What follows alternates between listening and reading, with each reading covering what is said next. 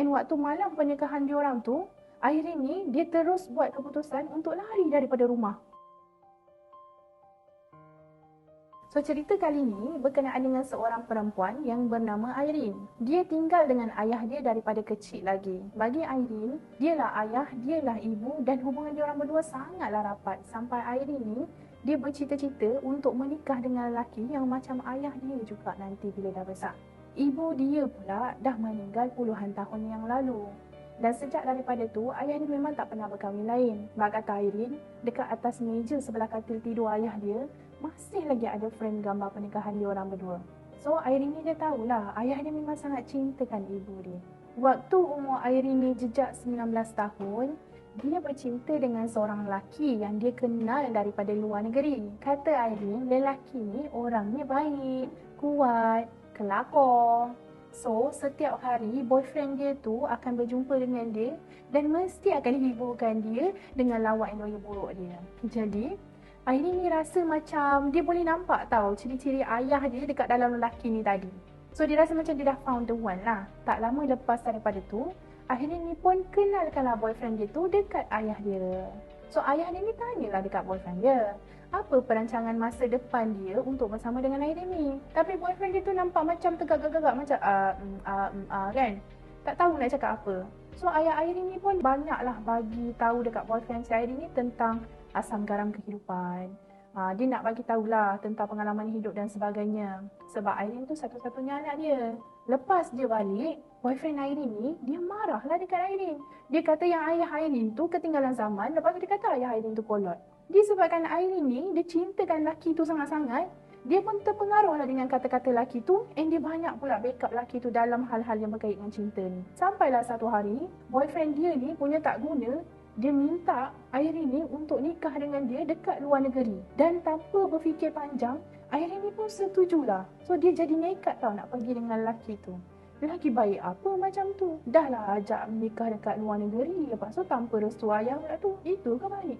Waktu tu ayah Airin ni dia dapat tahu tau. So dia bantah sekeras-kerasnya sampai dia ugut Airin ni tadi. Dia takkan mengaku Airin tu anak dia kalau Airin tu nekat pergi dengan lelaki tu. Ayah dia cakap dengan Airin yang lelaki tu tak betul-betul ikhlas dengan dia. Dan dia minta sangat Airin ni berfikir dengan waras. Sampai last-last, Airin pun putus dengan boyfriend dia.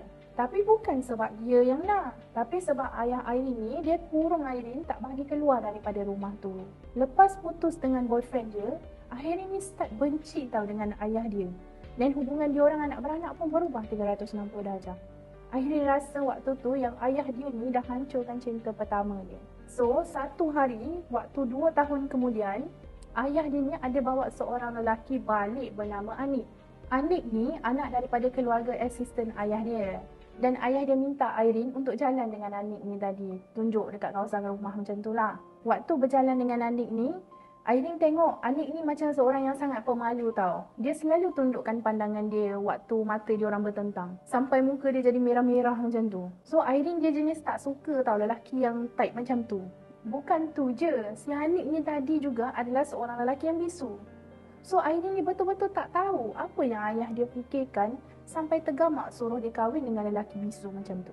Tapi ayah dia tetap pilih Anik tu dan paksa juga Airin ni untuk menikah dengan dia. Ayah dia bagi tahu yang Anik tu adalah lelaki yang paling sesuai untuk Airin. Time ni Airin betul-betul rasa dipaksa tau. Dia fikir ayah dia tu nak kahwinkan dia dengan Anik sebabkan nak balas budi keluarga Anik tu je. Ayah dia langsung tak fikir pasal perasaan dengan kebahagiaan dia. So dia jadi macam bertambah benci tau dengan ayah dia. And waktu malam pernikahan diorang tu, Airin ni dia terus buat keputusan untuk lari daripada rumah. Bagi dia dah lah pernah rasa kecewa waktu putus dengan boyfriend dia dulu sebabkan ikut kata ayahnya. Kali ni dia tak nak lagi bagi ayah dia atur hidup dia. Dia tak nak dia anggap lemah lagi, dia kata macam tu. So fast forward ke depan, dah 4 tahun dia lari dari rumah sejak malam pernikahan dia tu. Dan selama 4 tahun tu jugalah dia tak pernah kontak ayah dia dan tak pernah balik ke kampung dia. Dalam masa 4 tahun tu, dia jalani hidup dekat luar tu dengan penuh dugaan dan ujian tau. Dan perlahan-lahan dengan waktu, wawasan dia pun bertambah seiring dengan kedewasaan dia. So perasaan benci dekat ayah dia ni pun dah perlahan-lahan hilang tau. Sebenarnya, kata Aileen, kebelakangan ni dia kerap sangat mimpi ayah dia. Dan ada satu malam tu, dia mimpi ayah dia lagi dan dalam mimpi tu ayah dia panggil dia balik. So, waktu dia bangun daripada tidur tu, dia tengok bantal dia dah basah dah dengan air mata. So, kiranya dia menangis dalam tidur lah. Finally, dia buat keputusan untuk balik. Esok paginya, dia terus ambil flight pertama untuk balik ke kampung dia. Waktu tu perasaan dia jadi tak menentu tau. Waktu dia jejak kaki dekat kampung dia tu. Sebab 4 tahun lamanya dia tak pernah jejak kaki ke kampung dia tu. So dia kata dia terasa macam janggal, dia terasa awkward dan dalam masa sama dia rasa familiar tengok suasana kampung tu. Tiba-tiba ada satu perasaan sedih yang dia tak dapat nak gambarkan timbul dalam hati dia tau. Dia fikir entah apa ayah dia sihat ke tak, keluarga dia sihat ke tak. Perasaan dia jadi bercampur bau time tu. Dia jadi tak menentu. So dia pergilah ke rumah dia dan dia tengok dekat halaman rumah dia ni nampak sunyi je. Dan sangat bersih dengan tanaman bunga yang dia tak pernah nampak sebelum ni. Dia jadi macam agak lega lah sikit tengok situasi tu sebab setidak-tidaknya dia tahu yang tak ada hal-hal yang dia takutkan terjadi time tu. Dan halaman yang bersih tu menunjukkan yang masih lagi ada orang dekat rumah. Time tu, dia berjalanlah ke arah pintu rumah dia dan dia tengok pintu rumah dia ni tak tertutup rapat. Daripada situ, dia terdengar satu suara yang dia tak kenal bercakap. "Ayah, panas tak air ni? Bagi tahu tau kalau panas, nanti saya tambah air sejuk." Slow-slow, air ni dia tolak pintu dan tengoklah dekat depan ruang tamu tu. Lepas tu dia terus menangis. Korang, rupa-rupanya suara tu adalah suara Anik tau. Lelaki bisu yang dia tinggalkan waktu malam pernikahan diorang dulu. Time tu Anik ni dia tengah cuci kaki ayah Airin tu. Perlahan-lahan lah time tu Airin dia tengok ayah dia menangis sambil cakap dekat Anik ni. "Anik, ayah minta maaf. Ayah memang nak nikahkan anak ayah dengan kamu untuk balas budi. Tapi siapa sangka kan, takdir berkata lain. Selama 4 tahun ni kamu selalu rawat ayah yang lumpuh ni. Ayah betul-betul minta maaf Anik." Dia kata macam tu. Time ni ya Allah, tak boleh digambarkan betapa sedihnya, betapa sakitnya hati Airin.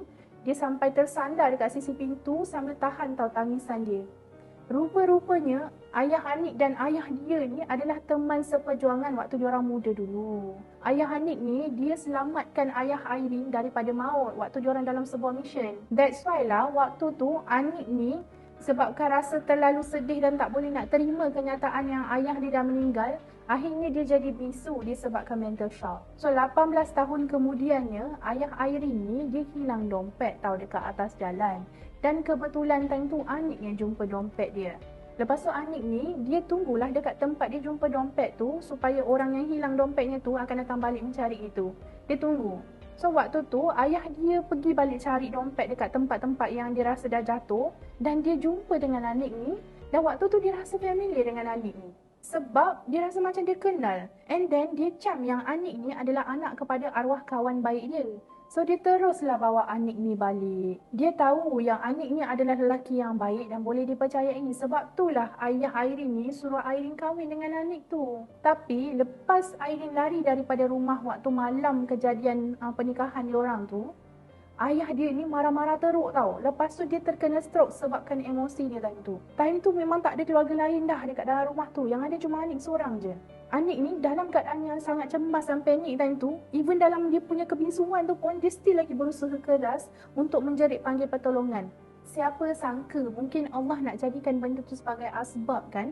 Disebabkan Anik ni panik, tiba-tiba je dia boleh menjerit minta tolong dengan orang. Dan dia punya suara pun dah balik lah lepas daripada tu. Buat tasal, Airin ni yang baru tahu akan hal tu, pun betul-betul rasa berdosa tahu dengan keadaan tu. Sepatutnya dia sebagai anak kandung ayah dia yang patut jaga ayah dia selama 4 tahun ni. Bukannya Anik. Akhirnya waktu tu betul-betul tak boleh nak tahan dia punya tangisan. Bagi dia dah sia-siakan lelaki yang baik macam Anik ni dan salah faham dengan niat baik ayah dia. 4 tahun dia sia-siakan masa. Dia rasa dia betul-betul bodoh. Dia sendiri tak tahu sama ada Anik ni nak ke tak nak terima dia lagi sekarang ni. Dia rasa menyesal sangat dan dia tak tahu juga sama ada ayah boleh maafkan dia ke tidak. Time tu dia ambil keputusan untuk balik ke rumah dia dekat KL tanpa berjumpa dengan ayah dan Anik ni tadi. Dia nak fikir masak-masak atas apa yang dia dah lakukan dan dia nak fikir masak-masak macam mana cara dia nak approach balik keluarga dia dan minta maaf untuk tebus balik segala kesalahan dia selama 4 tahun tu.